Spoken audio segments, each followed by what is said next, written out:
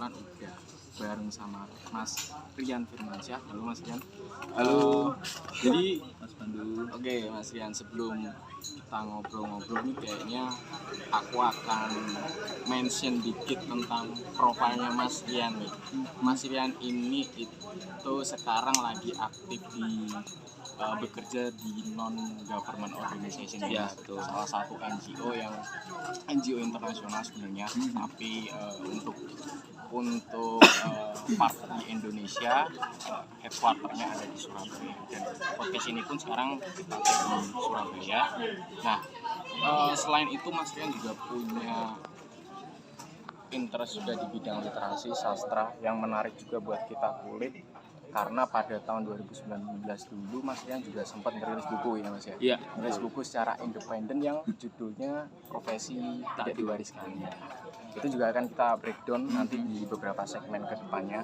Sama pasca lulus kuliah dulu Mas Rian juga sempat aktif selama beberapa bulan ya Mas untuk menjadi seorang jurnalis di salah satu media yang udah cukup established juga di Malang.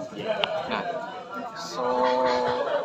mungkin kita akan langsung masuk ke obrolan di segmen 1 sama Mas Rian. Jadi Mas Rian, apa kabarnya?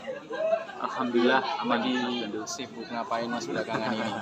Setelah kemarin Mas Rian habis balik dari Padang ya? Iya. Dan tanggal 4 nanti, ini podcast BTW di tag tanggal 1 Mas ya, tanggal 1 Agustus, tanggal 4 nanti Mas Rian akan balik lagi ke Padang ya. Terus sebulan di sana Mas. Oke. Dalam rangka apa Mas di Padang itu? Itu ngelanjutin program, jadi NGO yang tempat aku bekerja ini kan kita ada program tuh untuk develop youth planner ya di Kota Padang. Nah, itu kurang lebih programnya 1 tahun nantinya kayak gitu. Nah, kebetulan dalam konteks ini aku diminta untuk menjadi senior program officer untuk membantu teman-teman staf lokal ya, nantinya ngedevelop gimana pelaku UMKM ini yang kebanyakan anak muda secara pesertanya ya, benefitnya atau benefit penerima manfaat itu ya nantinya akan kita berdayakan lah lebih baik lagi gitu. Gitu. Mas Rian ini dulu kan lulusan Universitas Negeri Malang ya Mas? Ya, Universitas Negeri Malang jurusan non formal education. Ya, pendidikan luar sekolah atau non formal education.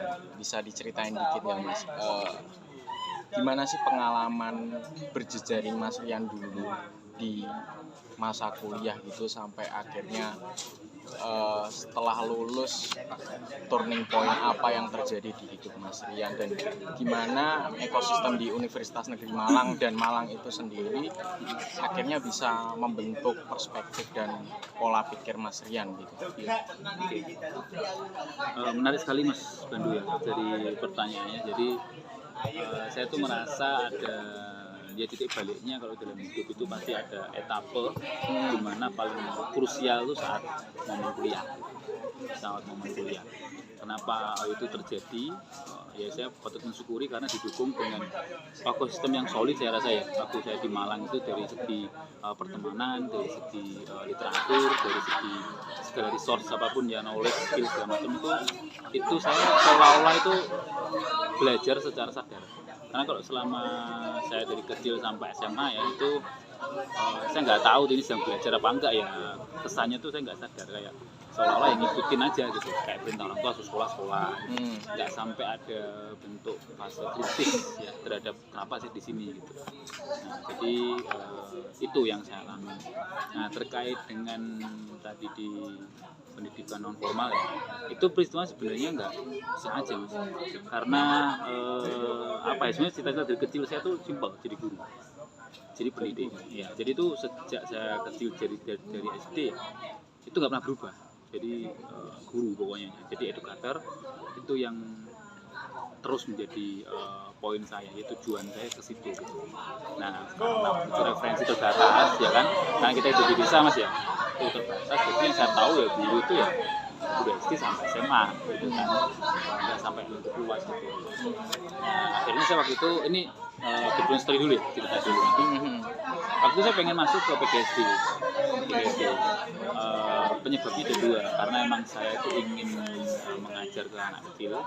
Kedua karena mungkin ya ngelihat keseharian orang tua mungkin ya, jadi kayak ngelihatnya simpel aja sih, secara mungkin pragmatis juga ngelihatnya, oh kalau gue SD jam 12 udah pulang ya kan, aku ngelakuin apa yang senengin ngajar, nah nanti siang sampai sorenya atau Untuk malam kegiatan bebas. produktif lainnya lah ya. Gitu aku bisa CPP entah nanti, kalau dulu sih pikiranku agak apa ya, nggak tahu sih ngajar ngaji atau kemudian ketemu sama teman-teman buat apa gitu loh. Nah itu kepikiran gitu, sehingga ya wes PGSD gitu. Tapi saat terjadi proses saya mendaftar SNMPTN ya mas, nggak masuk kemarin, nggak masuk. Akhirnya nggak tahu gimana orang tua waktu itu sempat merekomendasiin. Waktu itu aku malah pengennya masuk sejarah karena tertarik terhadap sejarah. Tertarik. Terus orang tua ketemu sama mungkin koleganya gitu, disaranin untuk masuk pendidikan sekolah.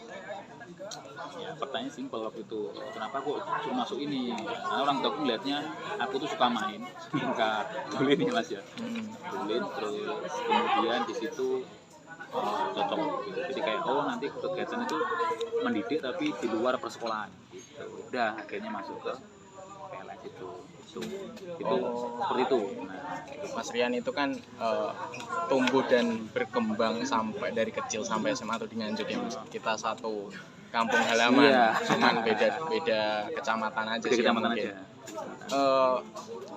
Dari masa kecil sampai remaja tuh hal-hal menarik apa yang Mas Rian dapat dari lingkungan Mas Rian gitu, sampai akhirnya mengarahkan Mas Rian untuk membentuk perspektif juga sih, sampai akhirnya memutuskan untuk berkuliah di Malang gitu. Jadi relevansinya dengan kehidupan Mas Rian di masa remaja itu kayak gimana ya? Jadi memang waktu itu aku juga tadi kembali lagi ke SD sampai SMA itu aku mengalami fase yang itu baru aku refleks setelah di kampus ya, setelah kuliah. Kayaknya aku menjalaninya tuh tanpa sadar gitu. Jadi kayak ya udah sekolah, main belajar, tapi nggak tahu ini sebenarnya akan kemana. Cuma yang tak tahu ya aku jadi guru gitu. Simpelnya gitu. Nah di kampus ya, sebelum kita ceritain tentang masa kecil yang membentuk itu ya, di kampus tadi seperti yang apa yang kita tanyakan di awal itu akhirnya membuka cakrawala saya gitu, dimana tentang pendidikan yang khususnya di non formal itu, bahwa kita kan mendidik masyarakat bahwa pendidikan itu tidak hanya melulu guru ya, jadi banyak profesi pendidik itu nggak hanya guru, ada trainer, ada mentor ya kan, ada coach gitu kan, banyak banget. Terus kemudian ada fasilitator, oh macam-macam. Nah dalam konteks ini ternyata saya diarahkan hidup ini ke pendidikan masyarakat kan, sebenarnya ke masyarakat gitu. Nah untuk sense of education yang saya miliki itu saya baru menyadari setelah memang dari kecil saya itu hidup dalam suasana atau apa ya, ekosistem yang dia mau nggak mau itu seperti kayak di bidang pengajaran, mulai dari saat SMA tuh ya, meskipun apa ya standar ya secara spiritual, tapi suruh ngajar ngaji gitu sama ustadz gitu ya. Oh dari situ mungkin ya terbentuk Gitu, jiwa pengajarnya gitu. Iya, terus kemudian ibu juga kalau itu dulu sejak kecil itu saya tuh beli mainan dulu mas, mainan yang di Nganjuk ya, nggak tahu Nganjuk spesifik, di kecamatan Purworejo itu wong-wongan kayak kita dibeliin dia mainan gitu loh. Nah itu yang menjadi temanku gitu, karena orang tuaku dua-duanya bekerja.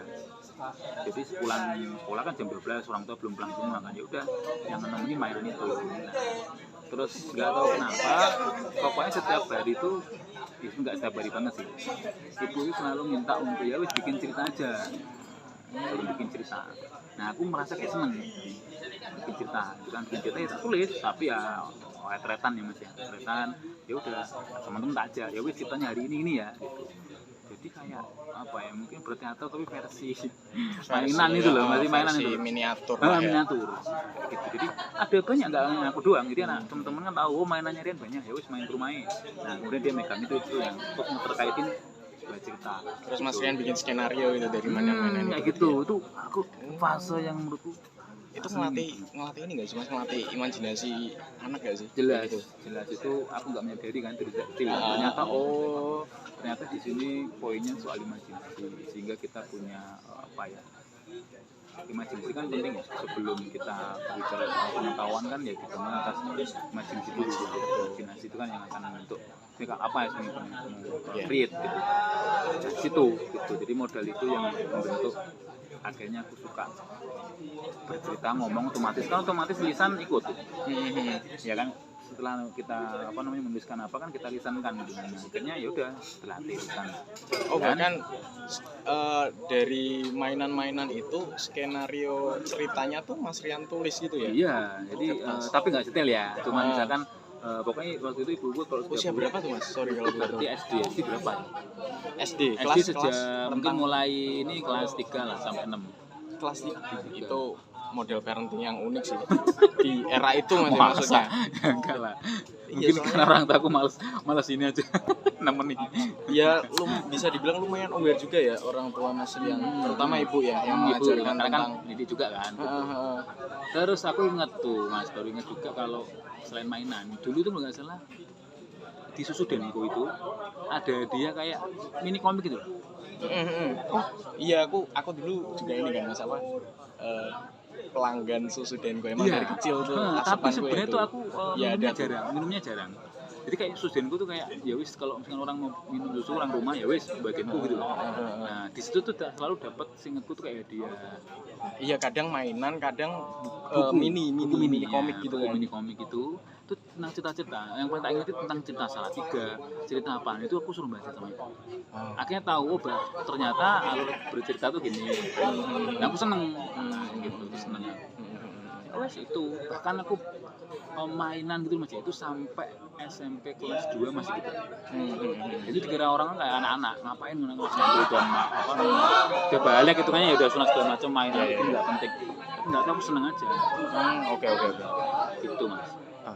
Mas, sorry kita pause bentar. Oke. Agak kenceng dikit boleh Mas? Oh, oke. Aman iku wis. Iya aman ya, cuman suaranya agak dikit ya kan. Sedikit. Soalnya ini sinyalnya bagus, cuman takut aja sih.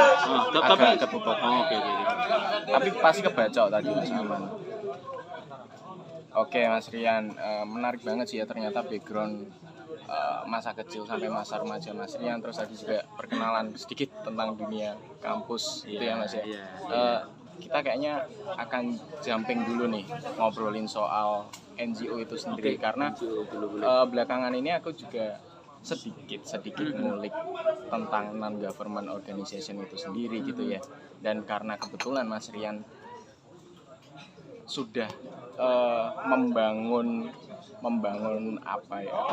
movementnya dalam NGO ini cukup lama ya Mas, sudah berapa tahun? 7 tahun ada kali ya? Jalan mau 7 ya seharusnya. 7 tahun. Nah, aku tuh pengen tahu Mas, menurut perspektif Mas Rian sendiri tuh sebenarnya NGO itu cakupan ruang geraknya kayak gimana sih? Karena kalau aku sendiri mungkin dan banyak orang awam lainnya yang cuma sekedar tahu permukaan ya NGO itu kalau dalam bahasa ya LSM gitu lah Mas, ya, lembaga swadaya masyarakat. Tapi kalau dari perspektif Mas Rian sendiri sebagai pelaku, bisa dibilang udah pelaku ya, karena udah 7 tahun lebih bergerak di bidang NGO ini, berkarya sama beberapa NGO, bahkan gak cuma satu NGO. Itu gimana sih Mas Rian menjelaskan tentang NGO itu sendiri dan cakupan ruang geraknya dalam bermasyarakat? Oke. Yang pertama itu poin yang pengen tak sampaikan ya, terkait dengan NGO itu betul katamu memang itu istilah kayaknya ya NGO ya. Tapi sebenarnya LSM itu. Nah, bedanya kalau di kita tuh kadang terbagi, jadi ada yang LSM lokal sama internasional gitu. Ya tentunya karena skala internasional jadi lebih termanage ya, well manage, kemudian secara sumber-sumber donornya lebih banyak gitu. Jadi sebenarnya NGO itu berfokus kepada, kalau aku melihatnya sih, segala bentuk pendidikan ya. Kalau kita fokusnya ke ini ya, pengembangan SDM ya, karena ada juga yang mungkin nggak ke SDM gitu. Jadi ada juga, misalkan fokusnya itu kan macam-macam ya, dengan lingkungan, ada yang ke bisnis, ekonomi, sosial, politik, bahkan agama juga ada, segala macam ya, macam-macam gitu. Tapi dalam konteks ini saya ingin menyampaikan bahwa di NGO itu sebenarnya sebagai bentuk pendidikan itu ada suplemennya, karena kita mengisi ruang yang tidak diberikan di konteks formal. Jadi kan NGO part of non-formal education sebenarnya. Sangat linear dengan jurusan Mas yang kuliah dulu ya. Iya betul. Jadi sangat linear. Jadi masih banyak banget tuh Mas, di NGO itu banyak banget macamnya ya. Jadi mulai dari concernnya ke lingkungan kayak Greenpeace tuh itu juga, kemudian ada juga yang punya Sandiaga Uno tuh Min Aruno, kalau pernah dengar, dia juga fokus ke di bisnis ya, macam-macam gitu. Oke. Nah mungkin selama ini yang sering terjadi stigma masyarakat kan LSM itu, aku nggak tahu ya, ini tercitra ya yang saya tangkap ya dari sudut pandang umum kayak nyari-nyari duit gitu ya, nyari-nyari uang gitu, kesannya gitu yang tak tangkap, tangkap gitu. Tapi sebenarnya kalau aku melihatnya selama ini sih nggak seperti itu ya, nggak tahu ya karena mungkin aku baru 2 NGO yang tak gabung. Tapi ini kita pun ketika mau ngerjain sebuah project atau program ya yang diperuntukkan ke society, ke masyarakat, itu ya berbasis ya kita kayak ngajuin proposal gitu loh Mas. Jadi juga kita tuh kamu punya beginning apa gitu loh dari mereka yang menjadi pendonor. Nah donor itu kenapa diberikan ya, karena kan CSR kan, ya dari CSR. Jadi memang itu kewajiban sebuah perusahaan untuk mengalokasikan ke sosial kan gitu.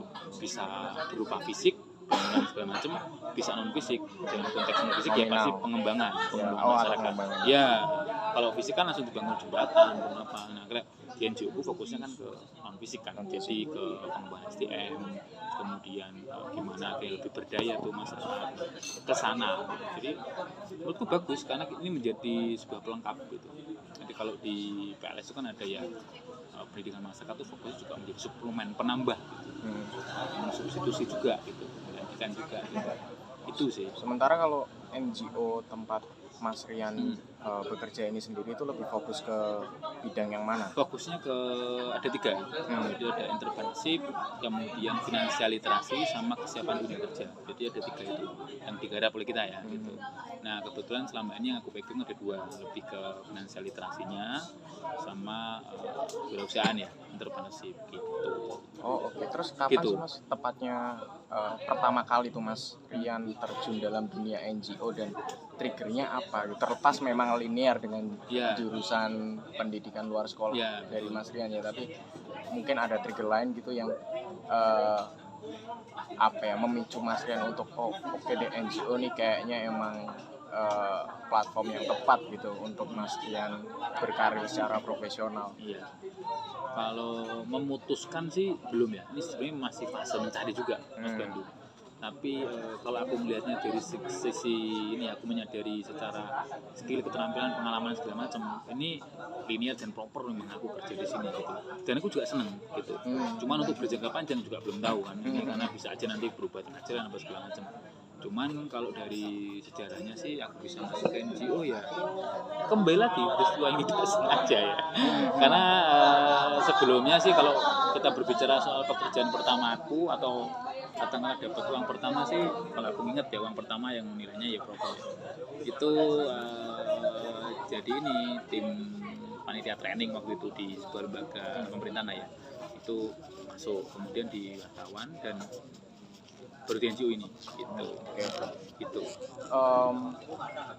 Terus kalau pengen bahas lebih detail nih Mas terkait relevansi dari non formal education jurusan Mas Rian semasa kuliah dulu sama NGO sendiri itu secara detailnya tuh keterkaitannya seperti apa ya Mas? Oke. Jadi kalau keterkaitan antara NGO ya dan jurusan gue ya, betul. Ya sangat terkait karena part of yang dikerjain NGO itu kan mengarah ke pendidikan yang non formal di luar persekolahan, sistem persekolahan. Jadi formal itu yang tak maksud tuh di persekolahan ya. Jadi ya kayak pendidikan itu 12 tahun sampai kita kuliah segala macam itu kan formalnya di situ. Nah ini non formal, jadi sangat relevan sih. Jadi ada hubungannya banget gitu. Karena kita juga mendidik ke masyarakat kan dengan tentunya dengan pendekatan yang kita pakai. Kalau di PLS itu kita mengenalnya sebagai pendidikan ini ya, pendekatannya andragogi, pendidikan orang dewasa. Kalau konteksnya sekarang ya bukan orang dewasa. Ini karena kalau juga sih, aku baru dengar pendidikan orang dewasa. Bukan pendidikan orang dewasa yang ini ya, yang apa ya? Oh, ya dewasa dalam tanda kutip Mas ya. Beda. Ada ilmunya. Kalau di anak-anak atau mungkin di formal lebih ke ini ya, karena pedagogi itu untuk formal banyak kan dipakai pendekatan itu. Kalau andragogi itu ke orang dewasa, karena beda kan secara apa ya, secara benefit atau secara pesertanya Kalau ke anak-anak kan lebih jauh ke ya gimana bentuk sikap dan segala macam gitu. Iya, Meskipun iya, semua iya. outputnya sama, tapi secara pendekatannya beda tuh, Andrea dan Penda. Penerapannya kayak gimana sih Mas kalau pendidikan orang dewasa? Detailnya tuh penerapannya kayak gimana? Jadi contohnya gini, kalau di orang dewasa itu kan kita beranjak pada tesis awalnya ya. Orang dewasa itu kan sudah punya pengalaman, sudah punya konsep diri, dia sudah punya point of view gitu kan. Beda sama Yang anak dimana kecil lah anak ya, kecil yang kan, masih nah, polos yang sama masih istilahnya. polos dan masih lebih banyak di dalam bahasa kita ya dicekoi gitu lah. Betul. Nah, orang dewasa kan nggak semudah itu. Betul. Bisa kamu cekoi, tapi kalau dia nggak mau, kan tidak terjadi proses belajar. Karena kalau dia aja udah nggak mau, dia udah udah ngebaril dirinya, ngebenteng nih, nggak jalan pendidikan. Nah di situ perbedaannya, sehingga kita lebih ke kolaboratif, kita lebih pendekatannya ya, kemudian lebih menekankan pada objeknya yang diperlukan dia, kebutuhan belajarnya apa, kita harus concern di situ. Makanya ketika mulai pembelajaran kita nggak bisa langsung oke kita belajarnya nggak bisa. Jadi kita selalu mulai pembelajaran tuh output apa yang pengen didapetin dari sesi ini. Justru menanyai si orang tersebut, betul. kebutuhan Anda tuh apa ya sebenarnya. Gitu. Kalau anak kecil kan dikasih Iya, seluas-luasnya. ngasih aja dulu semua kan. Iya, benar. Nah, orang dewasa nggak bisa. Nggak bisa, Karena ya. belum tentu nggak relevan sama dia. Misalkan aku hari ini pengen belajar ke sini tuh pengen belajar A, ternyata kamu kasih B ya, mental kan gitu. Iya, benar-benar. Nah, jadi Karena orang dewasa balik lagi udah punya konsepsi diri. konsep ya, Mas, diri, ya. ya, konsep Udah diri, punya goals. pengalaman gitu. Nah, gitu. Itu sih.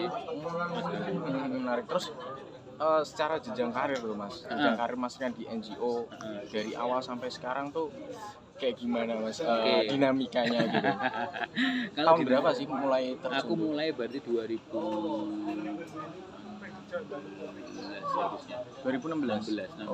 Wah, saya baru masuk kuliah.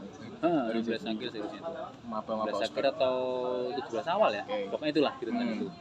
Nah kalau soal jenjang karir sih di NGO tuh aku melihatnya selama itu memang secara karir tuh lebih stuck ya, maksudnya beda sama kalau di perusahaan kan sangat rigid, sangat runtut gitu. Kalau di kita itu bukan karir tapi basic skill atau gini ya, spesifik skillnya.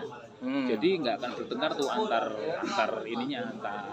teman di kantor, karena ya dia spesifikasi di bagian misalkan di ya udah accounting terus, ya udah nggak akan bertarung sama orang program, nggak akan bertarung sama orang di manajemen gitu loh. Jadi kayak gitu. Nah, tadi kembali lagi karena pekerjaan sosial ya nggak ini kayak di perusahaan ya gitu. Ini memang ada part of-nya ya, ada sisi senangnya tinggi itu di bidang sosial harus gitu. Udah berapa NGO nih yang Mas Rian masuki tergabung di situ gitu? Dua. Itu NGO internasional semua ya? NGO yang satunya seharusnya internasional, aku lupa, aku tuh masih sadar gitu loh, tapi seharusnya iya. Yang kedua ini internasional ya. Terus kemudian kan ada di segala negara kan. Nah di Indonesia ada. Dan NGO ini juga masuk nomor 5 secara nomor 5 ya, secara rank ya? Rankingnya di dunia. Gitu. Part of-nya gitu ya, karena memang udah lama ya. Gitu. Nah, dari obrolan kita dulu nih Mas, sebelum kita take podcast ini kan aku beberapa kali ngobrol sama Mas Rian, entah berkorespondensi secara online via sosial media ya, sampai akhirnya kita ketemu kemarin sebelum podcast ini ngobrol-ngobrol dulu itu. Ngobrol sama Sampean kan banyak nyeritain pengalaman selama di NGO itu, dimana sering banget pekerjaan-pekerjaan itu tidak semerta-merta hanya dilakukan di kantor belaka.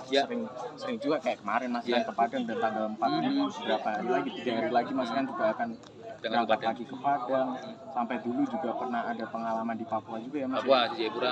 Nah, ini sih justru isu yang paling menarik buat aku tanyain tentang NGO itu sendiri gitu Mas, dimana ada pengalaman apa gitu Mas ketika Mas Rian berkeliling sebagian Nusantara gitu ya, dari bekerja sebagai part of NGO itu sendiri, dan ada isu-isu menarik apa gitu yang Mas Rian temui. Ini mungkin out of context dari pekerjaan Mas Rian di NGO, tapi kan karena Mas Rian berkumpul dengan masyarakat baru di luar pulau sana, pasti ada isu tersendiri yang jadi concern Mas Rian, terutama di Papua Mas. Oke. Itu sih yang pengen aku dengar gitu perspektif Oke. Mas Rian. Ya, secara pengalaman pasti aku merasa memang belum kaya ya. Cuman akhirnya aku pun menjadi pribadi yang lebih open mas. Open dalam arti bukan open terlalu liar gitu ya, enggak juga. Karena kan selama ini kalau dari kecil sampai kuliah kan ya di Jawa aja kan, nggak tahu sudut pandang dari suku yang lain atau daerah yang lain, khususnya malah ini di luar dari Jawa gitu. Nah yang aku lihat sih sejauh ini gini mas, memang masalah kita itu sangat beda-beda ya, sangat heterogen gitu. Terus yang aku dapat dari selama ini kan aku masih wilayah Jawa kan selama perjalanan dulu tuh ya. Baru di Papua itu 2018 sampai 20 tuh Itu NGO yang lama atau tetap sama yang di ini ya, di sini.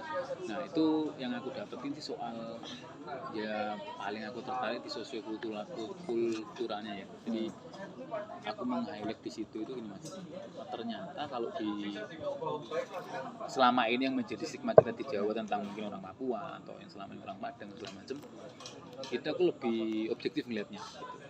Lebih objektif melihatnya ya, contohnya misalkan waktu kejadian di Papua gitu kan, awalnya aku juga takut bukan berarti terhadap orang Papuanya, tapi kayak gimana ya aku caranya mendidik mereka dalam konteks, karena kan pada program tuh gitu kan harus mendeliver materi segala macam gitu kan, harus engage dengan mereka karena emang ya, takutku karena gue punya pengalaman kan ngajar teman-teman yang asli Papua gitu. Betul. Kalau anak Papua yang di Jawa ya temanku banyak Dan selama pastinya di ada Malang. gap secara kultur dan Betul, sosiokultural kayak ada gitu. gap yang Nah, ternyata kalau dari segi pengalamanku mereka sangat luar biasa kasihnya ya. Karena mungkin pendekatan secara sana aku ngeliatnya sih sangat agamis di Nasraninya ya. Jadi orangnya sangat kasih gitu, aku melihatnya gitu. Cuman secara apa ya, mungkin infrastruktur pengetahuan segala macam, akses itu yang memang sudah kita bisa akses segala macam digital segala macam, tapi kan perlu kembali ke ekosistem gitu. Apa artinya kamu dapat transfer knowledge banyak kalau tidak didukung dengan support system yang mumpuni gitu. Kan sama aja kan, artinya kayak aku tahu A B C D E ini, tapi untuk apa itu kamu gunakan, untuk apa kan kalau nggak tahu ya percuma. Nah dibutuhkan sebuah kekuatan sosial yang kuat. Nah aku melihatnya di Papua itu masih dalam tanda kutip ya, waktu itu ya pengalamanku sih masih pendatang yang mengisinya ya kayak gitu. Fungsi dalam arti ya karena mungkin perantau jiwanya strukturnya lebih ini gitu. Jadi padahal misalkan ya contohnya aku lihat ada beberapa part-part yang seharusnya itu diisi teman-teman lokal Papua, itu di tempatnya Papua, tapi mereka nggak bermain di situ dalam segi bisnis gitu. Jadi itu contohnya yang ada ini ketimpangan ya mas ya, ada ketimpangan yang masih iya, yang aku lihat itu contohnya gini, sempat ada sampai ada aturan seingatku itu tentang makan lokal. Pinang segala macam itu kan itu yang jual juga ada yang orang Jawa, orang yang mungkin Peraja padahal itu hasil bumi dari Papua. makanannya teman-teman kan, teman-teman di sana gitu. Nah akhirnya kalau seperti itu ya teman-teman kan nggak jalan ekonominya berputar gitu. Nah tapi kita juga nggak bisa nyalain setelah aku meneliti di sana itu ya ada faktor di mana ya keterbatasan secara bukan STM aku melihatnya ya kekuatan sosialnya ya, maksudnya kayak kalau kurang secara ini gimana nih modalnya gitu, karena kalau aku lihat di secara pendatang sebenarnya sama mereka kan secara modal pengetahuan segala sama, tapi didukung dengan solidaritas yang kuat. Misalkan kamu rantau ke Jawa kayak kumpul sama komunitas gitu kan, maksudnya kayak temen-temen Jawa ya udah kurang apa dibantu segala macam. Nah aku melihatnya di sana belum seproper itu gitu. Padahal secara ini sama mas, sama gitu. Nah melihatnya ke situ. Iya ya, bahkan dulu kan sempat ada isu juga tentang, ini udah lama sih mas ya, dimana politik beras orang nyebutnya tuh. Politik beras ya, dimana Soeharto. Orang Papua tuh nggak pernah kekurangan makanan sebenarnya. Ya nggak sih, kayak mereka punya makanan pokok mereka sagu yang mereka bahkan nggak perlu beli. Itu mereka udah tahu siklus alamnya, mereka ambil langsung dari pohon sagunya yang ada di situ, sampai akhirnya pelan-pelan beras masuk ke Papua.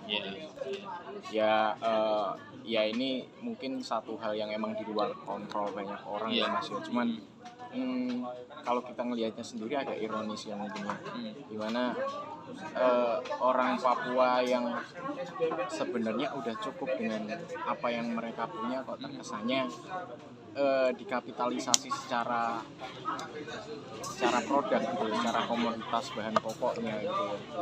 Kalau kayak gitu, gap kayak gitu juga Mas, menurut Mas Rian gimana yang Mas Rian lihat selama di Papua? Oh iya, itu tentu menjadi hal yang menarik ya, yang aku highlight juga ketika pertama kali aku menginjakkan kaki di Papua ya, tanah Papua itu kan aku ketemu yang namanya Charles Toto. Dia itu jungle chief, jadi kayak pinter masak hasil bumi-bumi Papua. Jadi dia kayak punya gerakan anak lokal sana ya Mas? lokal Asli sana Papua. dan andalan ini Mas Charles Toto ini. Aku ketemu dan kalau di IG aku ngeliat ada tuh. Aku jelasin Charles Toto ya. Charles Toto. Sampai aku tulis juga di buku karena aku sangat mengapresiasi hasil langkahnya dia gitu ya. Jadi ya sama, dia sebenarnya kalau secara tadi bicara soal beras tadi ya memang bukan mimi yang utama Papua gitu. Tetapi aku nggak tahu secara politik ya historisnya seperti apa. Memang ya karena peristiwa transmigran itu kan ke sana buat padi segala macam mau nggak mau ya seolah-olah makanya jadi padi gitu. Iya. Jadi kenapa seperti itu terjadi ya karena banyak pendatang biasanya makan padi ya kan, makan nasi kan, hasilan padi tadi. Nah dari situ Mas Pandu ya, itu akhirnya kan yang terjadi di umum komunalnya akhirnya makan nasi semua gitu, karena kan terus yang digaungkan itu gitu. Jadi seolah-olah makan sagu bukan menjadi makan pokok ya, mungkin karena kedua juga akhirnya semakin pragmatis ya udah makan nasi aja yang lebih simpel gitu. Ya dampaknya kan tidak ada kemandirian secara pangan lokal, kemandirian pangan lokal nggak ada. Ya kan contohnya ngelihatnya ya sama aja sih ketika kita berbicara soal kalau pengaruh-pengaruh gitu kan ya ini ya sistematis lah aku melihatnya gitu. Charles Toto itu dulu yang menginspirasi aku ya, yang dia punya angle kalau makanan lokal itu harus digaungkan lagi. Dia masak beneran Mas, sampai dia punya semacam program gitu ya. Tapi malah banyak kan yang ngikutin malah dari bule-bule atau orang-orang pergerakan gitu sih kalau ke Papua gitu. Jadi diajak dia itu ke hutan, dijelasin tuh ini sebenarnya makanan nasi teman-teman di Papua harus dimasaki. Jadi kayak chef tour gitu loh, tapi di hutan. Tapi di hutan. Unik ya. Keren itu dia. Terus sampai bangun rencana dia aku lupa tuh bangun kayak pengennya tuh kayak juga NGO gitu di arahnya, tapi ke makan lokal fokusnya. Oke. Pengennya ke sana. Jadi mengkampanyekan makanan asli Papua. Betul. Cuman aku juga nggak bisa nyalain ya Mas, karena ya sekarang kan jarang kita mau berpikir pelan, melambat. Artinya ketika yaudah yang dibenarkan beras ya udah, yang paling simpel itu. Kalau nunggu sagu lama segala macam, ya kan. Terus secara pragmatisnya ya udah itu gitu. Bagian dari percepatan industri juga sih Mas. Iya, itu juga. Terus ya efek dari move kan, orang berpindah tempat cepat kan lah ya. Itu sih menarik juga sih. Terus sudah maju itu Papua itu. Iya. Kalau tentang Papua ini hal apa sih yang kemudian merubah perspektif Mas Rian ketika ada di Papua? Yang sebelumnya sebelum Mas Rian ke Papua tuh belum ada pemikiran ini sama sekali gitu. Kemudian setelah pulang dari Papua atau semasa di Papuanya itu ada ternyata hal seperti ini terjadi. Ternyata ada banyak hal yang kemudian merubah perspektif Mas Rian tentang entahlah mungkin tentang socio-culture itu sendiri atau tentang Papua itu sendiri gitu. Pasca petualangan dan pengembaraan Mas Rian di sana. Ya, jadi kalau di Papua spesifiknya aku di Jayapura ya. Aku nggak tahu di lini-lini yang lainnya. Jadi aku harus adil juga menjelaskan bahwa itu spesifik di lingkar Jayapura. Dari beberapa distrik ya, ada Moratami, ada Jayapura Utara, Selatan segala macam. Perspektif yang aku dapat dari sebelum dan sesudah itu yang jelas ya pertama tentang keterbukaan. Akhirnya aku terbuka terhadap seperti ini gitu ya. Artinya ada poin-poinnya sebenarnya aku ngelihatnya sama gitu. Nah, kalau dulunya kan aku punya stigma kalau merasa power kan, kita sebagai teman-teman di Jawa merasa power daripada suku-suku yang lain. Sentral itu aku nggak bisa memunafiki bahwa itu nggak bisa. Aku tetap merasa power gitu.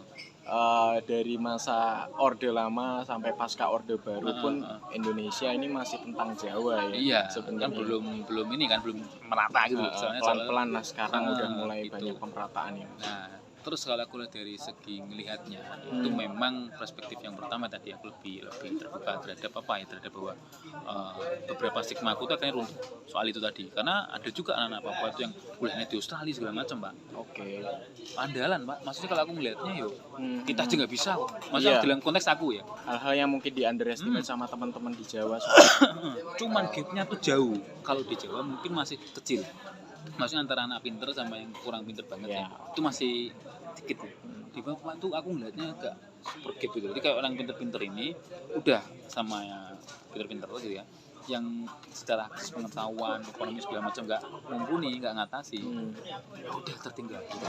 Nah, jadi nggak ada penengah ini loh gitu. Iya. Nah, aku nggak tahu ini tengah ini gimana cara nyambungnya gitu. Kalau selama ini yang sering terjadi aku dapat cerita segala macam kan, enggak apa ya kita berbicara soal teman-teman di Papua ya, tapi untuk perspektif aja. Kan banyak teman-teman jadi sampai ada bukan joke sih, ada statement dari temanku juga, anak NCU juga Tetri dari Jayapura juga. Kalau teman-teman di khususnya Jayapura ya, dia udah merantau, itu kembali itu kayak bingung juga gitu loh. Nah, konteksnya sebenarnya sama kayak kita ngerantau kuliah di mana, Surabaya, Malang, kembali ke kota kita kan kayak ngerasa asing kan, Ya, jadi terasing kan. betul. Padahal tugas pendidikan kan nggak boleh gitu kan, fungsi kamu terdidik kan nggak boleh gitu. Artinya ya kalau sebenarnya sama kayak omongnya Rendra kan, kalau apa artinya kamu terdidik kalau kamu nggak bisa peduli dengan orang sekitarmu gitu loh. Ya, betul, Nah, tapi itu mah beneran kayak gitu. Aku pun ngerasain kayak asing dulu. Ini apa ya, seolah-olah nggak nyambung. Padahal justru peran kita kan nyambungin itu. Nah, itu aku ngelihatnya nggak ketemu di situ mas.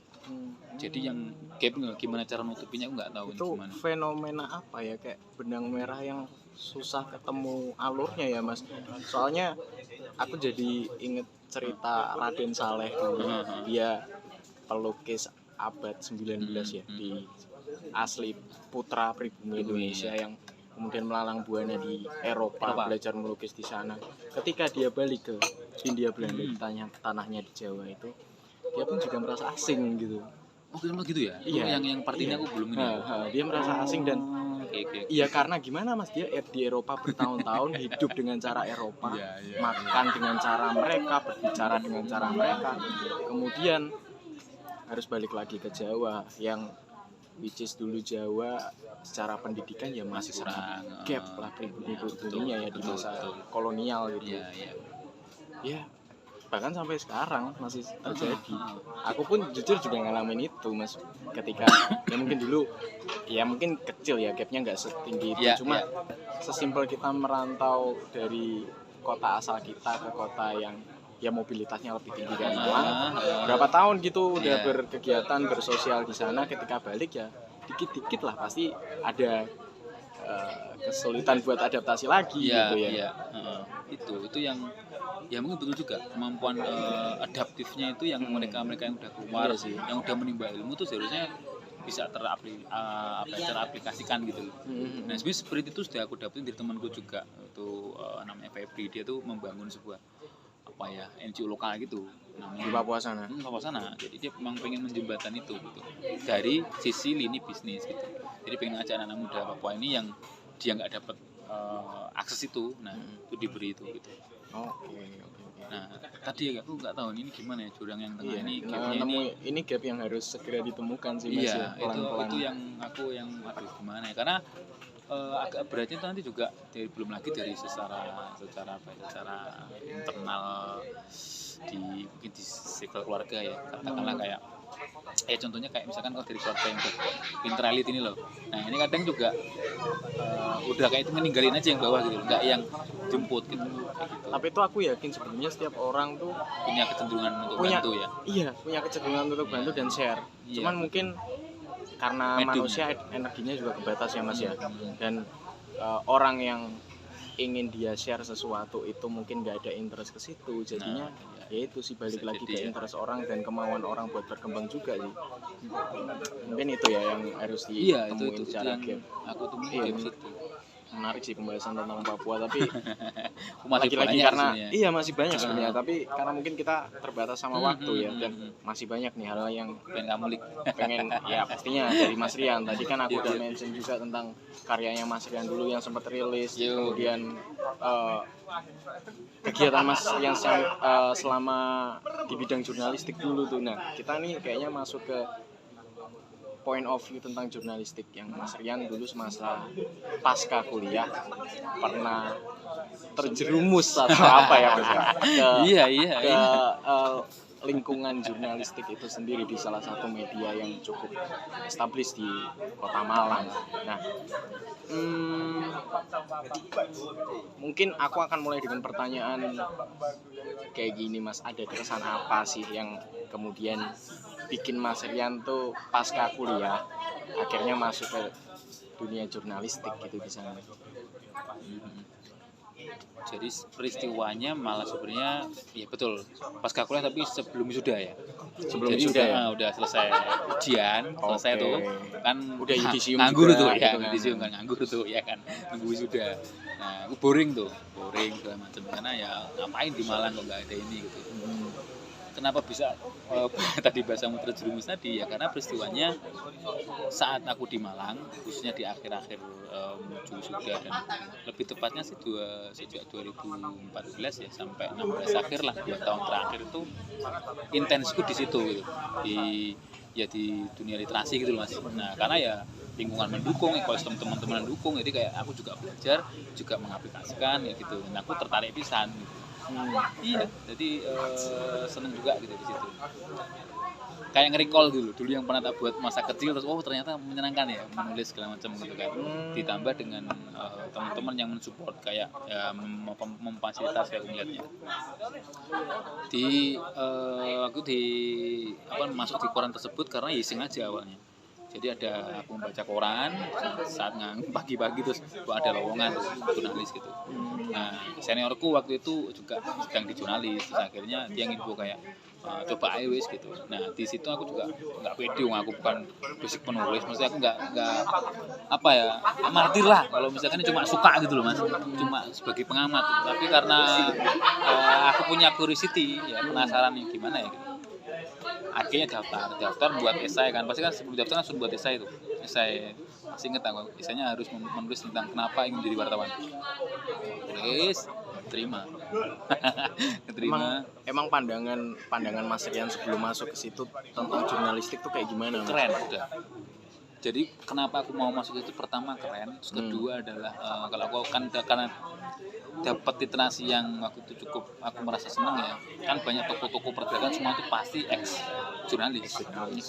Jadi Gunawan Muhammad gitu kan, terus kemudian lebih jauh lagi katakan mulai dari Tirto segala macam itu ya, diceritain Suryo, kemudian Suryo, Mingke ya, kalau di terus kalau juga aku waktu itu suka juga Emma juga mantan jurnalis, Priki S juga mantan jurnalis. Jadi semua buku-buku yang kita baca itu kok selalu jurnalis ya, terus keren gitu, maksudnya bisa menyampaikan pendapatnya melalui lisan dan kita dipaksa untuk mengikuti ini ya, kayak mensepakati gitu loh, bisa mensepakati bisa enggak ya, tapi unik ya, ini seni yang unik gitu, menulis itu seni yang unik.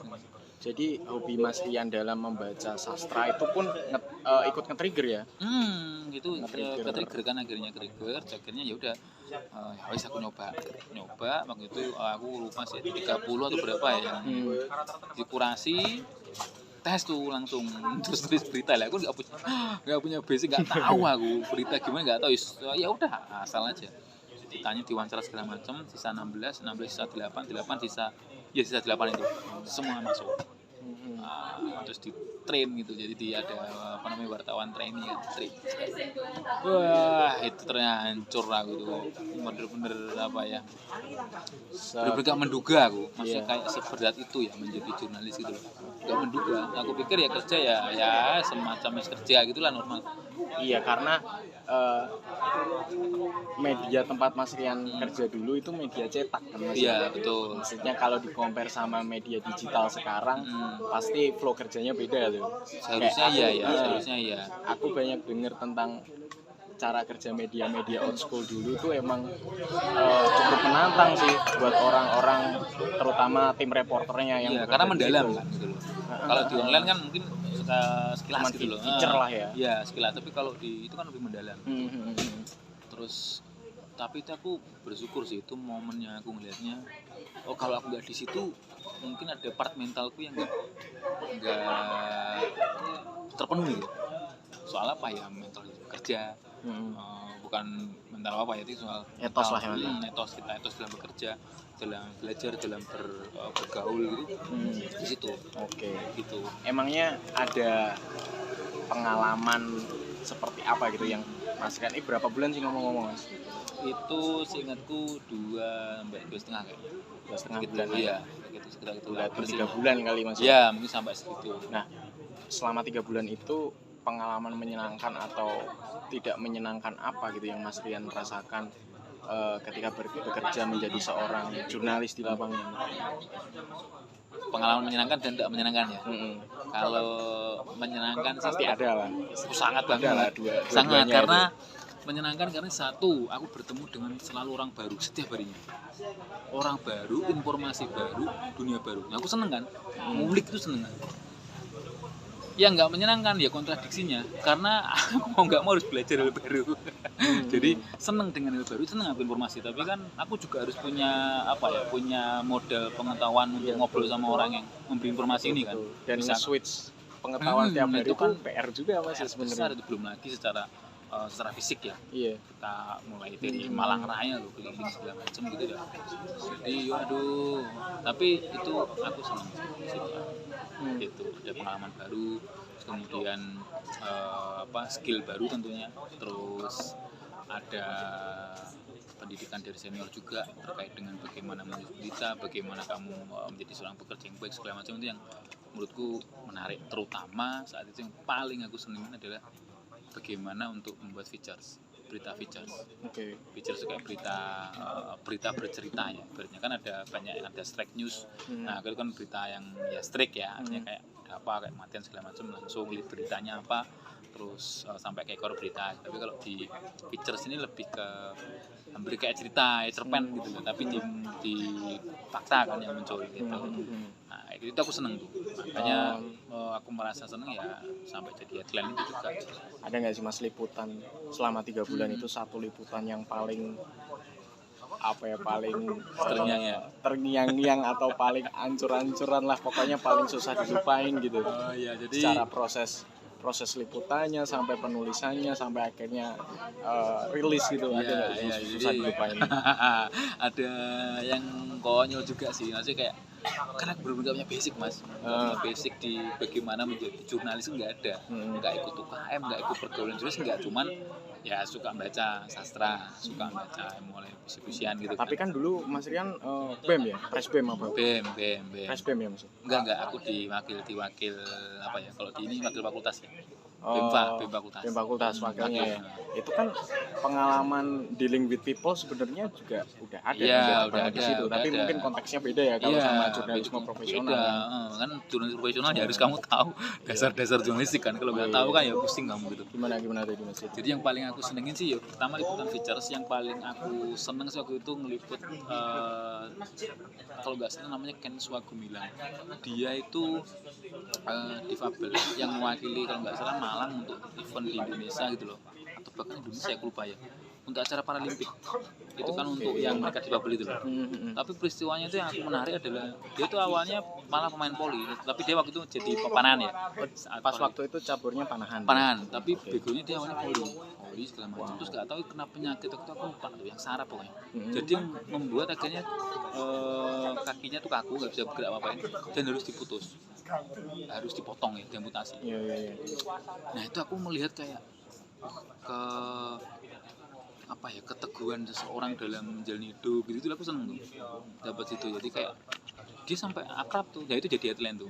Nah, itu jadi headline waktu di featuresnya, karena kan ada features itu ada yang di depan, ada yang ini kan. Nah, itu seneng aku situ. Terus waktu itu juga yang paling nggak terlupakan sih tentunya ngeliput tentang sekolah garasi. Nggak tahu ini aku sebutin nggak apa ya, nanti boleh di ini kalau nggak ini. Sekolah garasi itu adalah pendidikannya sebenarnya formal, tapi penerapannya secara non formalan.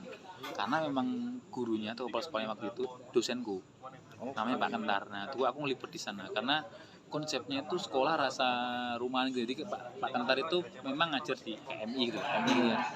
Tapi dia kayak bosan dengan lingkup persekolahan, jadi kayak ada beberapa yang diuji cobakan.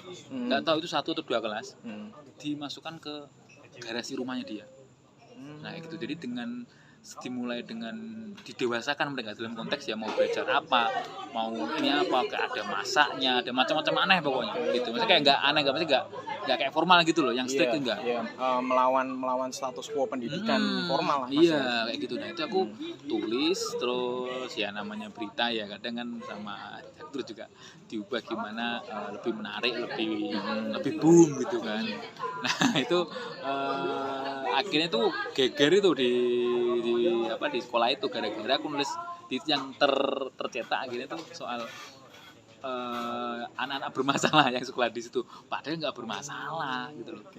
Padahal itu nggak bermasalah. Justru kita pengen mencoba gimana sih kalau pendekatan semi non formal ini dimasukkan ke sekolah garis ini gitu loh. Nah, cuman gara-gara term kata itu ya, bahasa kata itu wah komplain orang tuanya komplain ke si Bapak Kentar ini. Terus Pak Kentar sempat nge-tag aku di Facebook waktu itu.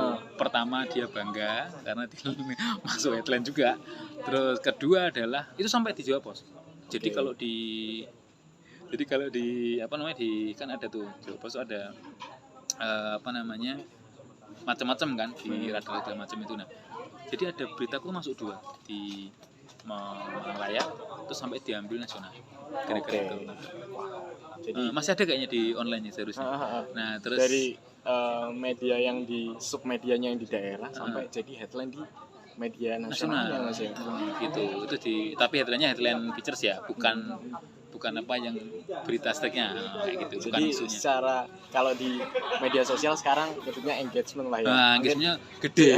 secara engagement tapi ada konsekuensinya. Ada konsekuensi terus akhirnya protes tuh. Tapi Pak Kentar pinter juga orangnya karena ya nggak tahu ya, kan peneliti juga, beliau menjelasin bahwa ini hanya bahasa di media gitu. Ini bukan seperti itu sebenarnya, tapi kita meng-highlight soal yang pengen ngembangin gitu loh, supaya anak ini nggak menjadi anak yang bermasalah kelaknya gitu. Akhirnya terselesaikan dengan baik lah Mas. Iya, itu pengalaman yang menurutku menarik di situ, di features ya. Kalau yang mungkin nggak menarik ya hari-hari itu menjadi berat saya merasanya. Ya nggak tahu ya, mungkin awal-awal kayak anak muda bekerja masih shock atau gimana ya, nggak tahu ya. Karena first time bekerja juga secara profesional. Yang secara profesional terus kemudian full time. Kan Senin sampai Minggu Mas kerjanya. Wih. Bisa sampai Minggu, enggak ada libur. Senin sampai Minggu dan itu repeat terus kan. Dimulai dari kalau pagi itu berarti berangkat jam katakanlah paling pagi jam 6 lah ya. Dapat tidak sampai jam 8 ya biasa gitu. Jam 6 sampai jam 6 pagi. Sampai jam 8 malam. Enggak, 8 pagi dulu ya. Itu masih di kantor tuh. Di kayak briefing segala macam. Terus langsung ke lapangan ya, ke lapangan jam 8 sampai jam 3. Jam 3 sampai nanti jam 6 atau jam 7 kan selesai itu. Belum selesai. Selesai ngetik ya. Selesai ngetik, kemudian ada rapat malamnya kan sampai jam mungkin 9 sampai 10. Terus besok subuh harus lagi. Betul lagi. Gitu. Jadi selama seminggu terus-terusan. Jadi fisik, pikiranmu itu semua di challenge di situ. Jadi kalau itu endurance-nya nggak kuat, ya akhirnya resign itu. Gen Z mana relate Mas ya. Mungkin lebih kreatif lah seharusnya. Self reward sekarang di lembur dikit aja nuntut banyak ya Mas ya. Nah dari situ kan pasti ada etos kerja tuh yang Mas Rian dapatkan dan mungkin sampai sekarang value itu dapat gitu loh dari competitive advantage dari etos kerja dari jurnalistis yang lumayan nge-pressure tadi itu ke bawah sampai sekarang. Bisa mention kali Mas apa gitu etos kerja yang akhirnya Mas Rian dapat dari sense of kedisiplinan yang diterapkan selama di media itu gitu, yang ke bawah sampai sekarang. Yang ke bawah sampai sekarang dan sampai sekarang masih saya pakai ya. Artinya dan bermanfaat banget di pekerjaan dimanapun saya rasa. Itu soal karena di wartawan itu kan kamu nggak boleh tuh pulang nggak bawa hasil. Ya. Nggak boleh, masa kamu liputan nggak bawa berita kan nggak boleh, malu kan kalau kamu kan harus listing tuh.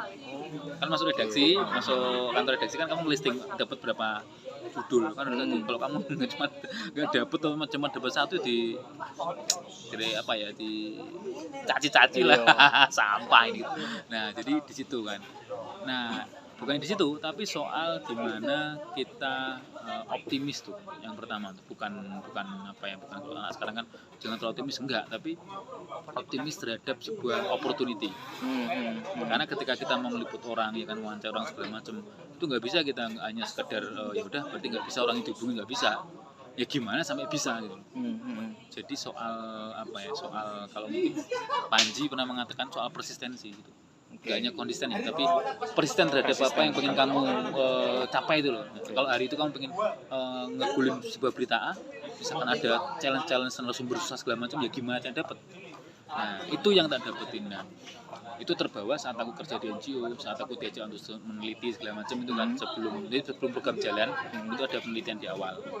Nah itu yang akhirnya aku merasa andalan di situ gitu loh.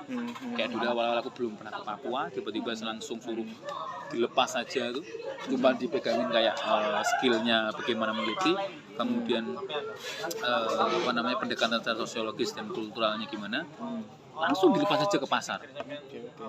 Ya aku nggak pernah tuh gitu kan. Nah tapi akhirnya aku ini ya kedua curiosity kan penting tuh dalam bertahun. Curiosity itu harus dibangun, rasa penasaran. Kalau nggak ada itu nggak bisa komprehensif kan berita. Ya sama kayak pengetahuan gitu kan. Artinya kalau kamu pengen punya pengetahuan atau pemahaman komprehensif atau bahkan skill, ya harus ada curiosity, rasa penasaran gitu kan. Kan awalnya itu modalnya. Jadi soal mental optimis terhadap opportunity sama yang curiosity itu yang tak dapat ya sampai sekarang di situ. Itu yang aku menurutku ini nggak dapat sih. Meskipun aku sampai walaupun selamat kampus atau taman nggak pernah ada kesadaran itu gitu. Di wartawan sadar itu. Dan sebenarnya etos kerja yang Mas Rian dapetin itu juga bisa diterapin juga di hal-hal yang bersifat kolektif atau non profit juga ya. Let's say kita bikin komunitas atau pergerakan apapun, sense of curiosity, resisten sama konsisten itu juga harus berimbang ya Mas. Betul. Even nggak ada profitnya ini cuman sekelas komunitas saja, tapi kenapa enggak gitu yang nerapin hal kayak gitu kan secara short term milestone ataupun long termnya itu akan lebih kebaca gitu. Iya. Itu yang akhirnya ya ternyata bisa gitu loh. Jadi kadang kan ada momen misalkan aku pernah mengalami juga ketika susah narasumbernya ditemuin gitu ya dimarahin aku, ketawain aku. Nggak ada alasan nggak bisa gitu, harus bisa gitu loh. Nah kayak gitu. Nah kadang orang lihatnya kan kayak gitu terlalu apa kalau pressure. Nggak pressure siapa kayak apa tuh positif fungsi kan tambah ini kayak terlalu toxic positivity tambah gitu kan. Nah aku melihatnya ya tergantung sih kalau terlalu membui ya enggak, ini kan soal mental kan. Iya betul. Gimana kita nge-push sampai di limit mana gitu. Betul. Kadang emang manusia tuh harus jiwa manusia kan emang harus di pressure dulu ya Mas ya biar sadar kadang, biar bisa aktif dan lain sebagainya emang harus ditekan dulu gitu, harus ada rasa yang dilawan. Ya mungkin tergantung penerapannya juga ya Mas ya. Untuk melenting kan ada tekanan. Iya betul, walaupun tetap ada batasannya juga sebenarnya. Ya menarik juga sih etos kerja tentang jurnalistik yang mana Mas Rian dapatkan gitu. Terus aku juga sempat dapat cerita dari banyak teman gitu tentang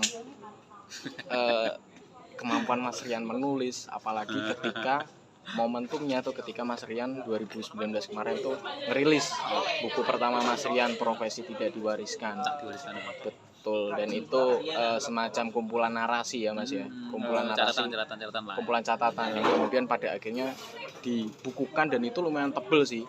Itu berapa halaman? 300 ada kali Mas? Sekian ya, 300 sih. 300 tuh lumayan tebel dan Mas Rian untuk produksinya sendiri itu non profit ya Mas ya, kerennya tuh. Iya. Non profit jadi biaya pembelian itu ya nominalnya sama kayak HPP-nya. Jadi Mas Rian nggak ngambil profit sama sekali Mas ya. Nggak ngambil. Terus apa yang kemudian Mas Rian tergerak untuk menulis dan kemudian menerbitkan catatan-catatan tadi dalam format cetak gitu Mas. Jadi nah akhirnya tadi ya setelah jadi wartawan tadi karena aku mengalami gagal tuh, aku ngelihatnya gagal tuh karena cuma 2,5 bulan ya atau 3 bulan tuh aku ngelihatnya wah ini gagal nih aku. Gitu ya. Oh di jurnalis tadi Mas ya. Di Masa media gagal. tadi. Nah, tapi rasa penasaranku terhadap dunia menulis itu tetap ada. Jadi apa ya kayak nggak clear gitu loh. Misalkan kalau Oke. orang pacaran putus ya, tapi ini masih tapi ada rasa yang ketinggalan tuh. Apa jadi ya? ini yang menurutku aneh gitu kan. Nah ya mungkin ternyata aku melihatnya kayaknya memang ke situ sih kayak apa ya kesenangan ya, aku melihatnya kesenangan belum tentu secara profesional ya, tapi aku kesenangan dan toh misalkan sampai sekarang kan masih dipakai. Nah akhirnya kenapa ada buku profesi tak diwariskan itu sebenarnya bentuk apa ya, bentuk soal rebel-rebelan aja sih, soal rebel di mana itu kan sebenarnya stateku kan soal bahwa profesi tak diwariskan. Itu aku meyakini bahwa setiap orang tua atau leluhur kita tuh nggak mewariskan profesi. Jadi kamu yang harus ngebuild sendiri. Makanya kan gambarnya kursi itu, artinya lambang kekuasaan. Oke. Ya kan lambang kamu kekuasaan. Di situ ada Cover bukunya ya. ada daun-daun kan yang tumbuh sendiri. Jadi kamu harus nyiptain kuasamu sendiri gitu loh. Yang memang kamu pengen duduk di situ di apa gitu. State di situ. Makanya ketika dulu FSku nyaranin aku untuk ini aja, wah ini Ya seperti orang tua soalnya sebenarnya FBS nggak masalah, cuman aku ngelihatnya sih kayak fenomena di sekitarku itu kayak ya wis nerusno apa namanya karire wong tua ya gitu kan. Nah aku nggak mau ke situ gitu. Aku memang pengen melakukan sesuatu yang selain aku bisa ya aku sering melakukannya gitu. Nah, jadi nggak bukan berupa ya wis diwariskan gitu enggak. Ditambah waktu itu dosenku bilang kalau profesinya orang itu nggak bisa diwariskan kecuali bisnis. Iya. Ya udah akhirnya aku nulis Iya itu sih, betul. Terus itu etapenya 2000 berapa tuh ya? Yang aku tulis aku taruh di blog Mas 2016 itu sampai 18. Dan awalnya pun apakah Mas Rian emang udah merencanakan ini kumpulan catatan yang ditulis itu akan dibukukan? Itu belum Ada jadi rencana. cuman ledakan-ledakan yang aku taruh di blog. Makanya kan tidak terformat. Jadi kayak ya wes aku nyatat aja gitu. Selama itu apa yang menjadi momen rasa yang tak tangkep, terus pengetahuan yang tak capture apa ya wes aku tulis aja gitu. Terus pemantiknya kenapa sampai diterbitin gitu? Pemantiknya adalah aku melihat sebuah buku miliknya J. M. Gunawan Muhammad, namanya Catatan pinggir Caping. Nah, Caping itu melihatnya kayak tapi ternyata semua kayaknya orang tuh itu menjadi umum ya, mencintai tulisannya model JM itu. Cuman susah karena memang GM kan secara wawasannya ya gendeng gitu ya. Iya, Tempo, ini Mas, kan, jurnalis pertama senior Tempo, literasinya ini kok bisa sampai paham kayak dunia itu di kepala nih deh loh, dibungkus gitu loh. Iya betul. Terus kan bukan fenomena nasional aja yang dia tulis gitu, fenomena gitu. internasional di. Terus yang kalau sempat baca ya di Caping ya. Baca. Caping berapa aja? Kan cuma 13. Caping 1 Mas. Caping 1 ya. Cuman itu pun nggak semua catatan aku baca. Kayak yang pokoknya yang ada satu part ateis itu caping berapa ya? Caping 1 kalau nggak salah. Iya. Bahas soal Lupa gitu musikalitasnya John Lennon gitu yang dia bikin lagu Imagine itu kan. Ya. Nah, yang tak capture dari capingnya si GM itu, Gunawan Muhammad itu, di dalam catatannya itu dia selalu ngambang. Jadi nggak berstate, ya state sih ngambang ya. Misalnya dia ngambang kan berstate mengambang ya, tapi dia nggak mengajak orang tuh untuk gini ya, atau dia mengkontra tuh nggak. Jadi dia interpretasikan sendiri. Gitu ya kan. Dan itu langsung berakhir ngambang. Dia misalkan punya perspektif apa ya, terus ditabrak sama dia sendiri tuh. Jadi itu aku ngelihatnya di Caping itu pergulatan dia sendiri terhadap referensi yang dia miliki ditulis tuh. Jadi ditabrak.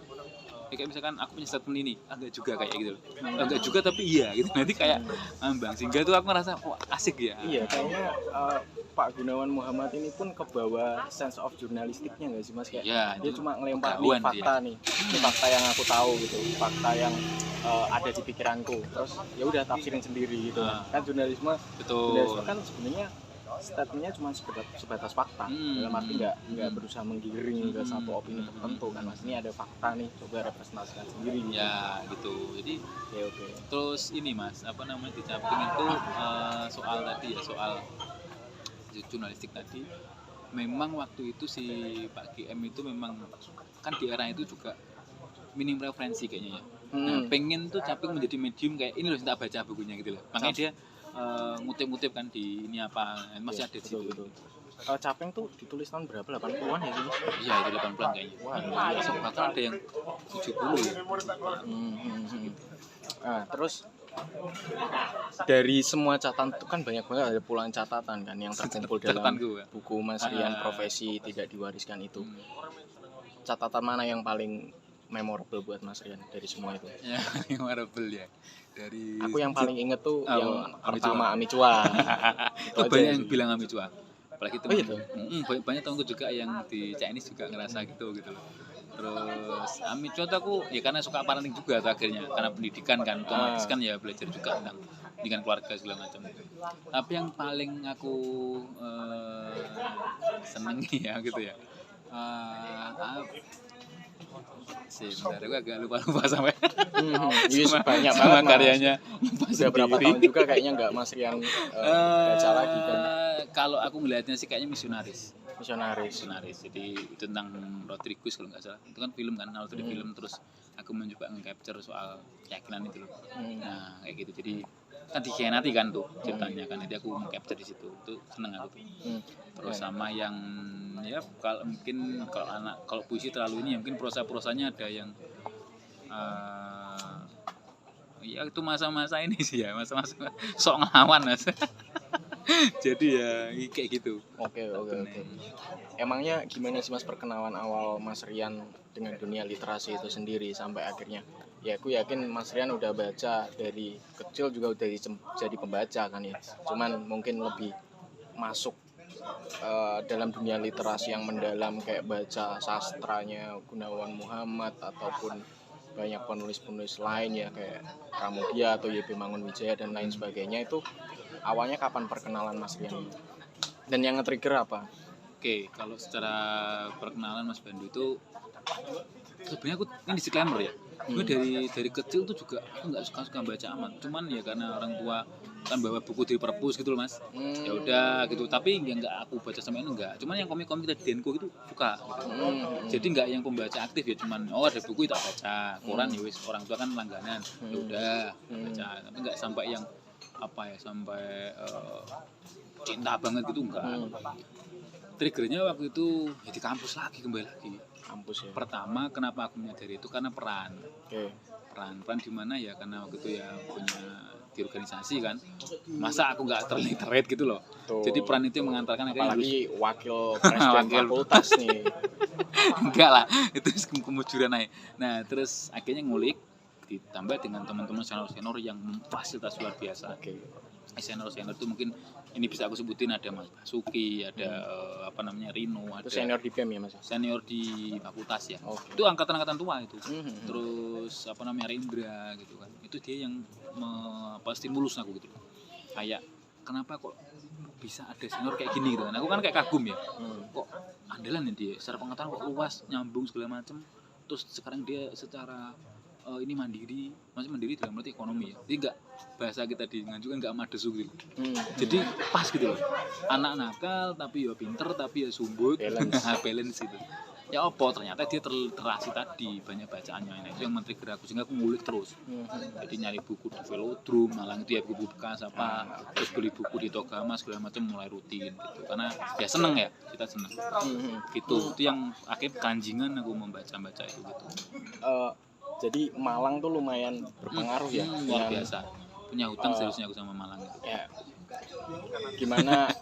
Gimana sih Malang menurut perspektif Mas Rian sendiri? Kalau dari aku Mas, Malang itu tempat yang ideal untuk berkongsi secara pemikiran menurut. Iya, kalau di Jawa Tengah kita mungkin ada Jogja ya. Iya. Di Jawa Timur sih. Kalau dari aku sih Malang kota yang tepat untuk mengasah pemikiran, terutama buat para putra putri daerah gitu ya di Jawa Timur yang pengen mengasah pemikiran. Malang tempat yang tepat karena secara geografisnya, demografisnya juga mobilitas orang anak muda tuh banyak kan yang ke situ, betul. terus tempatnya deket juga. Beda Iya. kalau di Surabaya tuh Iya, lumayan mencari. terlalu luas ya. Terus space tuh juga banyak, apalagi sekarang Betul. banyak coffee shop atau creative space yang Iya. nge-provide teman-teman buat entah berkolektif di scene musik atau scene literasi apapun itu, kesenian atau apapun lah. Kayak gitu sih. Kalau dari Mas Rian sendiri, Malang tuh kayak gimana Mas? Ya, aku ngelihatnya secara iklimnya iklim yang suportif banget ya. Sportif ya? Suportif banget, jadi support banget terhadap anak-anak yang mau tumbuh itu aku ngerasa gitu. Tapi itu pun bagi yang mau memang. Karena kalau percuma lingkungan sportif kalau kamu sendiri nggak aware soal itu kan. Betul. Ya udah, karena banyak juga misalnya temanku yang ya lingkungan mendukung sudah di Malang, tapi dia nggak ke situ point of view-nya gitu. Jadi ya udah gitu.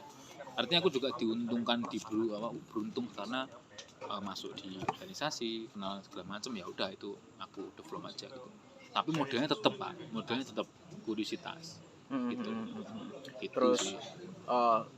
Secara referensi bacaan gitu Mas, buku-buku apa yang awalnya memantik pemikiran dan idealisme seorang Rian Firmansyah itu sendiri gitu, yang mungkin bisa Mas Rian suggest juga ke teman-teman yang mungkin ingin mengasah pemikiran dalam hal tertentu gitu, terutama soal literasi ini. Iya, jadi kalau soal yang memantik ya, yang memantik waktu itu yang paling aku ingat sebenarnya banyak, tapi yang paling aku ingat dan momennya adalah justru buku tentang sastra. Jadi bukan, karena sebenarnya aku di BEM tapi nggak yang strict terhadap pergerakan banget juga, nggak terlalu gitu. Tapi ya aku mengetahui gitu, kayak buku-buku misalkan buku kiri, buku apa gitu masih ngebaca juga. Cuman waktu itu momennya yang menjadi aku tertrigger kayaknya menarik itu karena lewat novelanya Pak Akdiat Kamiharja yang judulnya Ateis itu gitu. Nggak tahu aku tiba-tiba kok dapat buku itu bekas kok dari Velodrome. Di Velodrome tuh ada, kalau sampean tahu tuh di pojok, aku lupa namanya buku apa, tokonya apa, yang jual itu difabel. Dia bukan lulusan malah DO UGM Sospol. Terus bapaknya udah tua banget, pakai kursi roda. Kayak bukan kursi roda, kayak apa ya? Kursi yang ini jalan pakai tangan itu ya pedalnya. Gitu. Nah itu dia tuh cerita wah, dia aku kayak dikasih referensi ini baca gitu. Buku-buku bekas tok dia. Iya. Enggak jual buku baru. Terus aku itu ingat itu Kak Diat Kamiharja itu, terus dia ngasih ini kecil tapi luar biasa ini gitu. Soal pemikiran pergerakan. Ya udah, itu seneng aku kan. Mantik. Akhirnya ya udah Mas. Itu akhirnya ternyata sastra sama tulisnya di novel gitu ya itu. Kok bisa membawa kita terhadap imajinasi kayak gini ya gitu. Iya, jadi sih. Kayak aku membaca itu ya, kan kayak ngerasa kejadian gitu loh.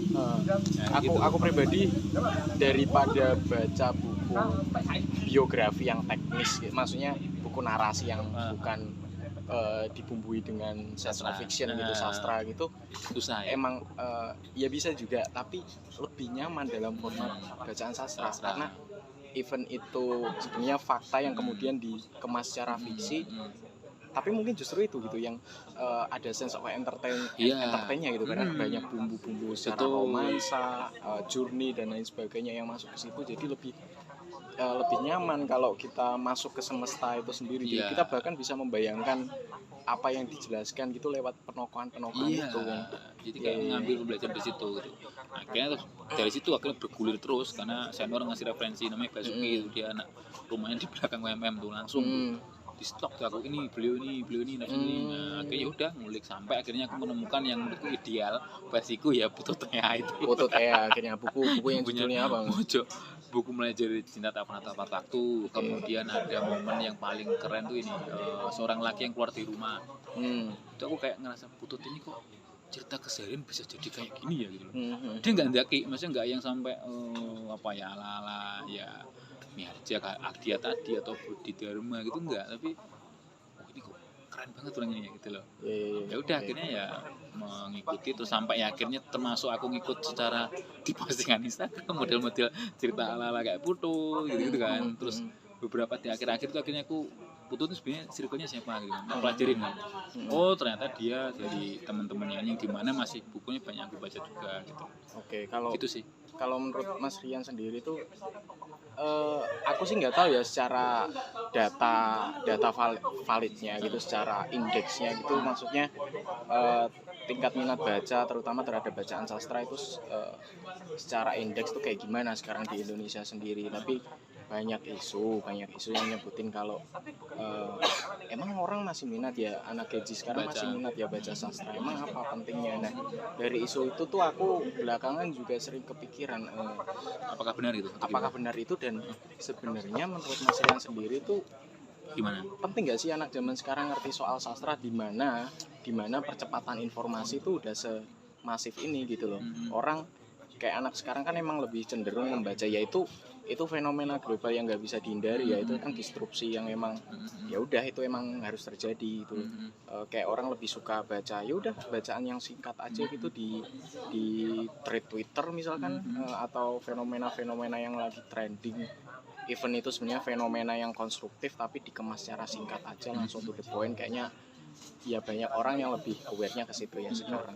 Tapi kalau dari perspektif Mas Rian sendiri, emang penting nggak sih anak Gen Z atau setelah Gen Z itu apa, Gen X ya, yang mereka tetap perlu nggak sih Mas mengenal sastra sebenarnya?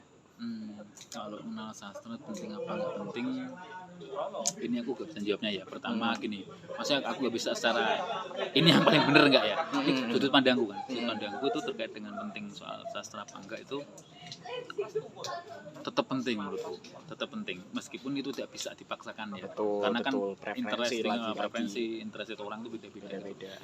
Aku lebih ngutip dari omongannya Karlina itu, dia seorang apa tuh astro apa yang di ini sama Pak Gita Wirjawan di podcastnya, Antropolog. bukan astro apa, dan juga filsuf, dia ngajar di Triakara kalau nggak salah. Jadi kenapa sastra itu tetap bahkan sastra menjadi sebuah fakultas loh kadang Mas, artinya kan ada ilmu besar di situ gitu loh. Iya kan ada fakultas sastra sampai difakultaskan sampai menjadi sebuah sains, sebuah ilmu. Ini kenapa gitu kan, pertanyaannya gitu ya, karena memuat sebuah apa ya, aku melihatnya sih menjadikan diri kita tuh reflect gitu. Jadi refleksi diri, ketika penatnya, ketika misalkan kamu ahli di bidang apa ya, engineer gitu ya. Nah kamu ketika membaca sastra kamu akan lebih bisa connecting the dot-nya, ketika aku buat kayak gini nih gimana ya gitu loh. Ya, betul. Jadi sastra itu menjadi apa ya, menjadi kayak batas yang kamu bisa menjadi lebih manusiawi gitu. Aku ngelihatnya gitu. Ya bedanya ketika ya contohnya ketika aku baca sastra, atau akhirnya aku bisa refleksi, oh ternyata manusia itu memang nggak hitam putih. Jadi ya pasti ada hitamnya ada putihnya ya kan. Kemudian kalau kita membuat sebuah keputusan segala macam di dalam pekerjaan, aku juga coba ingat dari kisah ABC gitu loh, kayak oh ini menjadi batas ya, ini bahaya untuk secara sosial segala macam. Kedua ya menjadi apa ya, ajang rekreasi dan merayakan kemanusiaan bro. Ya, merayakan kemanusiaan ini karena kalau kamu penting sih. Kalau kamu nggak nge-highlight itu ya, aku nggak tahu, mungkin bisa juga lewat musik, mungkin ya musik kan juga ada lirik yang ini juga ya. Tuh banyak yang menyuarakan humanity itu sendiri. Lewat itu mediumnya beda. Tapi kalau sastra lebih aku melihatnya sih ke situ, karena Karlina pun juga bilang kan dia seorang bukan astronomi, astrofisika atau apalah ya gitu ya. Itu juga bilang dia, jadi itu yang membuat dia akhirnya tahu tentang manusia segala macam itu melalui sastra itu, karena mengcapture dia kan tentang kondisi kan nggak bisa kamu sosial membuat sebuah karya tanpa capture yang kamu alami gitu. Ya, betul. Ini pertanyaan yang sama sebenarnya Mas, yang aku tanyain di episode kedua Cultivate Idea. Dulu narasumbernya tuh salah satu komunitas sastra juga, komunitas literasi dan sastra yang ada di Nganjuk. Namanya Fokus Fiksi, kalau Mas Rian pernah dengar. Fokus Fiksi itu yang megang, yang ngehandle itu namanya Mas Ardiko sama Mbak Bena Ica. Uniknya mereka tuh suami istri. Seangkatan aku, Mas Ardiko tuh dulu angkatan aku di SMP 1 Nganjuk dulu.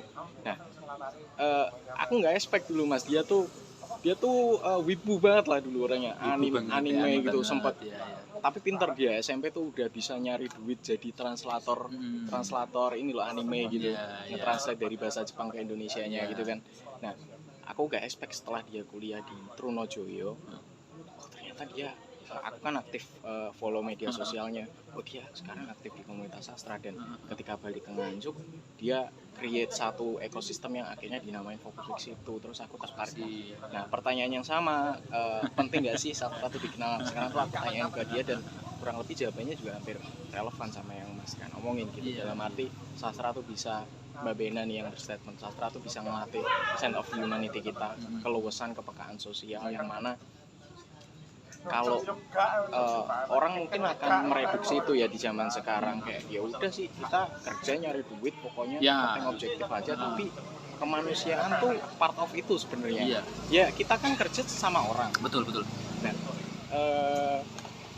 aku lupa kemarin itu Pak Ganjar Pranowo juga bikin seminar gitu, tentang pentingnya kemanusiaan diterapkan dalam kepemimpinan itu sendiri. Dan memang ketika being leader yang humanis gitu, being leader yang humanis itu juga bisa membuat sistem kerja tuh jadi lebih oke gitu. Jadi dan itu bisa didapat banget dari sastra kayak gitu. Jadi ya penting nggak penting ya sebenarnya preferensi ya Mas. Tapi kalau teman-teman bisa aware ke situ, output positif yang bisa didapat ya itu ya Mas, bisa memperluas sense of humanity itu tadi. Terus dia merayakan kemanusiaan tadi. Merayakan kemanusiaan.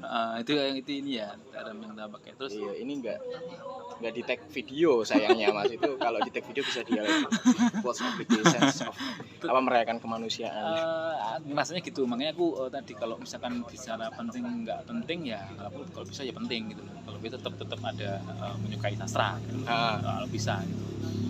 Terus tadi aku ingat dari ceritamu gini, contohnya ya, ketika mungkin aku lupa itu di novel atau cerpennya si Seno Gumira yang terkenal kutipannya yang alangkah mengerikannya. Nah itu dia. Alangkah mengerikannya ya, apa tuh alangkah mengerikannya menjadi tua, masa muda yang hanya berisi kemacetan di jalan.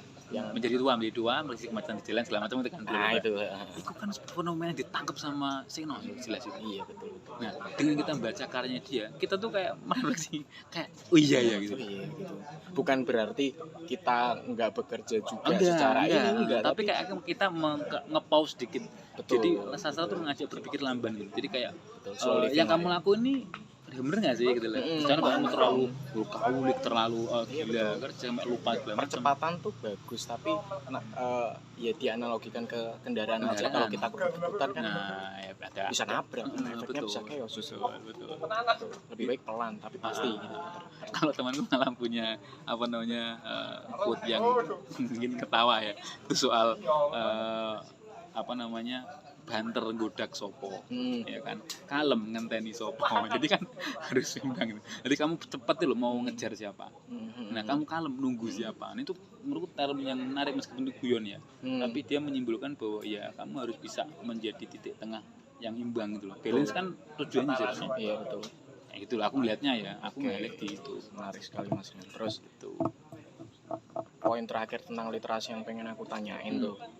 Buku Profesi Tidak Diwariskan itu kan udah lama banget Mas, 2019. Udah, iya. Nah, kalau dari Mas Rian sendiri, apakah ada goals baru ke depannya terkait penulisan yang akan Mas Rian kerjakan gitu secara dalam proyek pribadi mungkin, atau bahkan mungkin Mas Rian sekarang udah mulai create gitu satu proyek penulisan tertentu, entah novel atau apa gitu. Kalau novel berat kayaknya ya, karena butuh energi yang luar biasa dan segi yang mumpuni tentunya ya. Kalau mungkin cerita kemudian esai masih bisa. Nah aku kayaknya mau ke sana, tapi entah nanti modelnya gimana belum tahu. Tapi ini sudah aku cicil kayak gitu. Karena cicil ya Mas. Sudah aku cicil karena aku merasa aku nggak bisa seperti yang kita diskusikan dulu. Kalau misalkan terlalu into ke pekerjaan doang, itu kayak nggak muncul kayak eksistensiku tuh nggak ada gitu. Iya betul, karena balik lagi pekerjaan yang kita tergabung di dalamnya itu, apalagi kita employee di situ, itu kan bukan dari pemikiran kita juga sepenuhnya kan Mas gitu. Harus ada ego diri yang dipenuhi gitu dari makanya bikin proyek pribadi lah atau apalah, bikin gaya opo lah. Betul. Jadi ada jiwa yang kita ingin bebas. Itu kalau aku selama ini menghandle-nya ya mengeksplornya ya di sini gitu loh. Kalau sampean mungkin di musik segala macam ya, di ini bisa ke situ. Nah aku ke sini sih yang masih bisa, karena kalau di kerja ya udah secara apa ya, aku ngeliat sebagai umumnya aja, general, sebagai manusia ya butuh kerja, butuh menghidupi, butuh standar ya umumnya.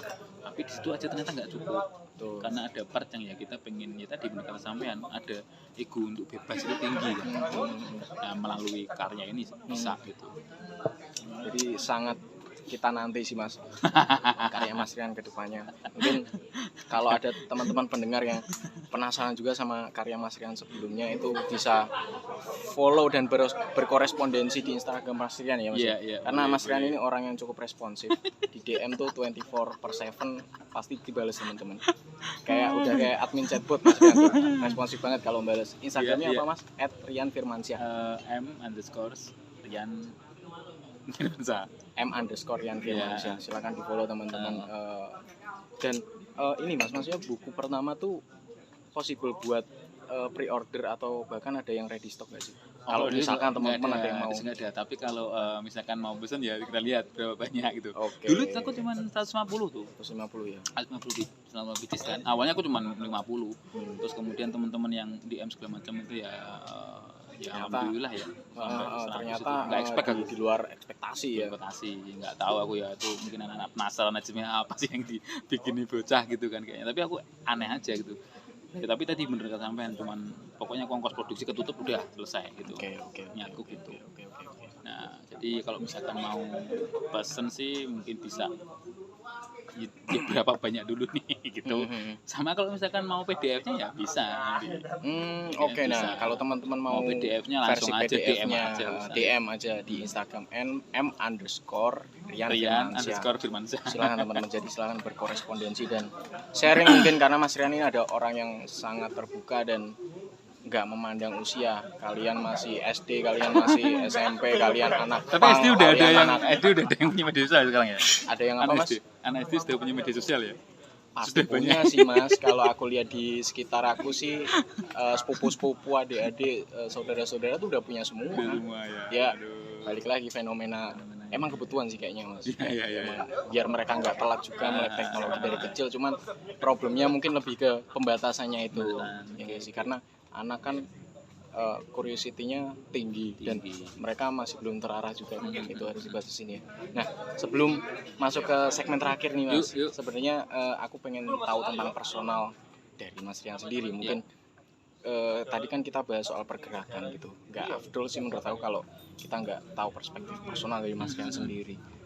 Dalam hal ini tuh seorang Rian Firmansyah itu pernah resah nggak sih dalam hidup ini? Dan kalau iya, hal apa yang ya mungkin baru-baru ini lagi Mas Rian rasain banget gitu? Oke, kalau keresahan pasti punya. Pasti ya. Iya sih, ini pertanyaan pasti macam kan? Apa? Pasti nggak bagus itu, keresahan itu pasti punya. Tapi kalau menjadi sekarang yang aku rasain apa itu, ini fenomena yang tak alami di usia aku ya, usia 30-an ya, atau memang nggak tahu ya. Kalau personal sih apa ya? Apa ekonomi ya? Ikut kabeh. Semua saya juga resah dengan ekonomi. Kalau aku lihatnya ya Mas, yang lihat ini karena aku sudah di dua kolam ya aku ngelihatnya ya. Jadi kolam urban, jadi di perkotaan dan juga di distrik ya. Kalau aku baginya itu ada dua. Jadi ada orang, kalau di desa kan desit. Desit. Nah di kota itu kutis. Oke, desit dan kutis. Term ini aku dapat dari budayawan Magelang, Tanto Mendut itu. Desit dan kutis.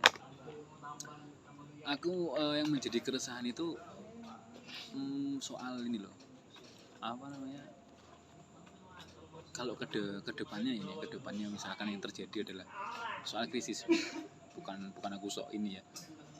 Kan kalau aku lihat sekarang eranya udah pada jadi engineering, jadi anak-anak berkonten lainnya, anak-anak di dunia kreatif ya, digital terutama ya, full digital itu. Nah terus yang ngerjain pekerjaan atau hal-hal yang sifatnya pokok ini siapa? Dalam arti gini, yang nanem, yang ternak segala macam. Nah itu gimana nih ke depannya? Karena kalau misalkan semua dibawa ke, meskipun aku nggak bisa mengendalikannya, karena peristiwa yes dunia gimana gitu loh perputarannya. Tapi itu keresahan, jadi kayak ini kalau semua mau jadi digital, semua jadi serba kreatif gitu ya. Bukan berarti sebenarnya juga orang-orang yang di bidang tadi ya, di primer tadi ya, mulai peternak, petani segala macam itu nggak kreatif juga enggak gitu kan sebenarnya. Tapi ini kayak aku mengalami nggak ada yang menerus nih kayaknya. Nah itu terus gimana nanti kalau Kris Mangan? Apakah nanti AI yang akan menanam padi? Nah, itu kan ya. aku nggak tahu ya kebetulan, tapi kayaknya kok ini semakin aku ngerasanya ya ini ya keterasingan sih. Oke. Itu pertama, jadi mulai krisis tadi ya, krisis kan berdampak ke ya terasing kamu akhirnya. Itu yang menjadi ini makanya sampai aku tuh kalau sama pernah baca bukuku, mungkin ingat apa enggak, itu ada judul yang namanya John Janda itu, cerita John Janda tentang pangan lokal. John Janda itu pernah diwawancara di TEDx. John Janda itu dia dari Thailand ya. Dia itu pas di momen itu sebagai pekerja kayak kita gini di kota, kerja di kota segala macam. Kemudian dia mengalami kontradiksi yang luar biasa dalam peristiwa hidupnya. Ketika dia bekerja, dia kan harus ngekos di tempat yang sempit, ya kan, kerja untuk gaji yang nggak seberapa tadi kan, yang habis untuk perputaran terus gitu kan. Sedangkan dia ketika melihat ke desanya yang di Thailand itu, aku lupa desanya apa namanya dia. Jadi dia kerja di Bangkok, terus kemudian balik ke desa itu kayak orang ini kok enak banget ya, santai, nanam ya ditunggu gitu kan. Nah itu akhirnya dia merefleksi ulang gitu loh. Coba dilihat aja detailnya gimana di TEDx, bagus tuh. Tapi John dia pinter, itu loh bedanya. Terus dia akhirnya memutuskan untuk pulang. Terus nggak tayaan ibaratnya, aku udah di kota, aku pulang ke desa. Kemudian karena skillnya dia kan pinter bahasa Inggris ya Pak, andalan. Terus kemudian dia fokus ke gimana ngedevelop sebuah benih. Pangan tuh penting begitu, karena krusial gitu. Jadi dia punya concern, pakaian gitu-gitu aja, pangan yang penting sama rumah. Dia sempat ngetertawain para audiens yang lihat di TEDx itu ya. Itu kan ada profesor, ada orang-orang hebat lah gitu kan. Itu disindir sama dia soal kita itu untuk membuat rumah aja perlu waktu 15-20 tahun dengan medium KPR. Sedangkan semut tiko saya gawe rumah itu nggak sampai 2 hari. Jadi untuk merefleksi ulang dia itu. Nah, terus sekarang dia membangun namanya Pun Center. Makanya aku punya sama istri atau mungkin sama Mas Kotip itu pengen rencana ke Thailand itu, karena pengen lihat oposisi cara hidup hari ini. Pun Center itu fokus ke benih tadi, sama dia tuh buat acara atau apa program gitu loh, ngajari beli-beli itu bangun rumah Pak, melalui tanah liat segala macam. Diajari nggak rumah, kok dirubah rumahnya. Jadi semudah itu kan gawe rumah, lapo KPL segala macam. Jadi itu mendobrak gitu loh, kayak mendobrak apa ya? Mendobrak ini mendobrak stigma yang udah terbangun yang udah mapan tuh, bahwa ya memang sekarang harus KPR. Nah dia tuh memotong itu. Kenapa harus KPR? Kamu beli tanah bangun dewe. Itu bangun dewe. Iya. Susah penerapannya mungkin di gengsi sebenarnya, ya nggak sih Mas? Ya itu. Nah, kenapa kok muncul gengsi? Tentu kan untuk efek marketing apa ya, semua yang menjadi misi kapitalis ini. Betul. Itu kan power of branding juga. Nah, makanya gimana tuh brand yang dipegang sama kayak kelompok-kelompoknya John Janda ini bisa menang, gimana bertarung itu. Makanya itu kan PR-nya gitu. Maksudnya kita keresahanku di situ, makanya ada nanti krisis ya ini pangan lah krusial. Ya contohnya ketika Covid datang tuh. Kutis kan chaos Pak. Siapa yang nyelamatin? Orang desa. Bukan arti balik lagi ke kebutuhan pokok. Bukan berarti desa lebih berdaya, enggak. Tapi sebenarnya berarti ada sebuah ketidakmandirian panganmu di Kutis gitu loh. Nah, terus bodohnya juga selama ini kan menjadi, kalau kamu lihat gimana sih tandanya sebuah masyarakat maju, itu kan lihat dari apa? Pendapatan per kapita tuh, keuanganmu kan, angle-nya kan ekonomi. Kenapa kok ekonomi? Ya karena supaya nanti kamu dapat uang banyak, beliau gitu kan. Kenapa kok enggak simbol berdaya itu adalah kamu berdaya secara lokal, makananmu andalan, sehingga kamu bisa nanam sendiri segala macam. Kenapa enggak gitu? Maksudnya kalau aku ngelihat dari peristiwa Covid itu tak amati kan, aku di desa kan akhirnya aku kan pulang ke rumah mertua Tenggali itu. Kok kan apa deh ya, enggak ada masalah kok, kris makan sebelum enggak ada masalah, karena di sisinya ada semua. Jadi secara kemandirian pangan andalan, jadi chaos kayak gimana pun ini yang tetap diberdayakan. Bahkan aku berpikir negatif, kayak berpikir agak destruktif ya. Ya opo lagi di desa kita buat gerakan ditutup stop untuk ngirim pangan ke kota. Jadi wes gitu ya. Ya opo ben ngerti deh karena aku ngeliatnya kan kayak ada semena-mena kadang gitu loh. Jadi Ya, nggak terjadi kolaboratif sehingga kayak gimana nih sehingga apa perspektif orang desit untuk kota ini supaya lebih bisa secara pangan segala macam andalan. Nah, nggak muncul itu. Betul. Nah, Jadi kayak semacam efek ultimatum gitu Mas ya. Gimana kalau kita ngasih orang-orang di desa ini ngasih ultimatum kayak gitu kayak stop wis. Nah, Ya kita mangkas diri kita nggak usah jual ke sana wis nggak urus sono dhewe. Bingung, Pak. iya pasti chaos Kayak gitu. Jadi karena balik lagi ya ketahanan pangan tuh sebenarnya ya entah apapun perkembangan industri ketahanan pangan yang utama karena itu utama kan unsur paling fundamental dalam hidup itu yang nggak sebenarnya. di-highlight gitu loh. Makanya kalau kenapa ya kok simbol bahwa masyarakat maju berkembang itu selalu per kapita angle-nya. Betul. Kan ekonomik ya. Nah, di sisi secara kemandirian makanan ini kok enggak ya gitu. Enggak dialek kan. Bener secara per kapita orang desit gak ngatasi kan secara pendapatannya. Tapi kan lokalnya kuat dia. Artinya rusnya itu. Iya, jadi timbul pertanyaan kenapa harus semacam ketahanan pangan nggak di-highlight Iya, ya. jadi Standar makanya kemapanan itu. Ya di situ Mas. Ya, meskipun ya mungkin naif buktinya kami di kota ya iya aku juga ya bingung pisan nih kan. Sama-sama tapi ya apa ya ini ya menjadi Jam 11. siap Mas. Okay. Oh iya, baik. Jadi gitu Mas yang tak highlight ya. Oke. Karena kayaknya udah terbatas dengan waktu juga ya Mas ya. Mungkin sebelum masuk ke pertanyaan terakhir nih, Mas Rian kan sebagai seorang lulusan non formal education mungkin bisa dijelasin singkat juga gitu tentang being a father. Kebetulan kan Mas Rian juga udah berkeluarga juga gitu. Menurut Mas Rian tuh model parenting kayak gimana sih yang ideal untuk diterapkan di era sekarang? Singkat aja kali ya, Mas. ini kan aku masih usia 3 tahun ya. Kalau secara ini aku belum bisa mengkurasi mana yang ideal. Cuman dari cerita dan juga yang saya lihat, saya amati segala macam ya. Itu yang model parenting yang menurutku terbuka tapi ada nilai yang dipegang. Ya nggak tahu ini mungkin kontradiktif ya, tapi di sisinya aku melihatnya kalau orang tua nggak terbuka dalam arti ya ketika dia ingin belajar satu hal segala macam itu ya udah kita open aja gitu sampai di titik yang dipus aja ke kemana arahnya. Oke. Gitu sih. Jadi lebih mindful juga ya dalam parenting. Lebih ke open aja sih melihatnya. Kalau soal nilainya penting juga. Oke. Pertanyaan terakhir mungkin karena kita juga sayang banget ya Mas ya. Mungkin banyak obrolan yang harusnya masih nyambung tapi mungkin karena ini udah 1,5 jam juga, kayaknya kita langsung masuk ke pertanyaan terakhir nih yang aku siapin.